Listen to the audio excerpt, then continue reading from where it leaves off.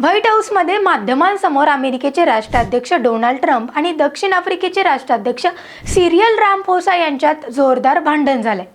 दक्षिण आफ्रिकेत गोऱ्या शेतकऱ्यांची कत्तल होत असल्याचा आरोप ट्रम्प यांनी केला। झिहॉल ऑफिसमध्ये झालेल्या बैठकीदरम्यान ट्रम्प यांनी पुरावा म्हणून एक व्हिडिओ दाखवला आणि दावा केला की दक्षिण आफ्रिकेत गोरे लोक मोठ्या प्रमाणात लक्ष्य केले जात आहेत। यामुळे शेतकरी अमेरिकेकडे धावत आहेत। रामफोसा यांनी यावर कारवाई करावी अशी मागणी ट्रम्प यांनी केली। झालं असं की रामफोसा यांनी हे सगळे दावे फेटाळून लावलेत आणि त्यानंतर दोन्ही नेत्यांमध्ये संभाषण अगदी सुरळीत चालू होतं। अचानक डोनाल्ड ट्रम्प यांनी त्यांच्या कर्मचाऱ्यांना व्हिडिओ प्ले करण्यासाठी लाईट बंद करण्यास सांगितली। यामुळे रामफोसा यांना धक्का बसला।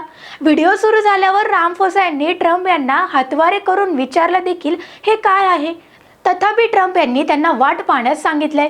रामफोसा यांनी मागे वळून पाहिलं आणि तो व्हिडिओ एकदा नव्हे तर 2 ते 3 वेळा पाहिलाय। ट्रम्प यांनी हा व्हिडिओ चालू असताना गोऱ्या लोकांचा नरसंहाराचा पुरावा म्हणत व्हिडिओमध्ये हजारो लोक शेतकऱ्यांच्या कबरी दिसत आहेत असे म्हणालेत। हे सगळं चालू असताना कमालीचा संयम रामफोसा यांनी राखलाय आणि म्हणालेत की मी हा व्हिडिओ यापूर्वी कधीही पाहिला नाही। हा व्हिडिओ कुठला आहे ते आम्ही शोधू, आम्ही त्याची सत्यता सविस्तरपणे तपासू।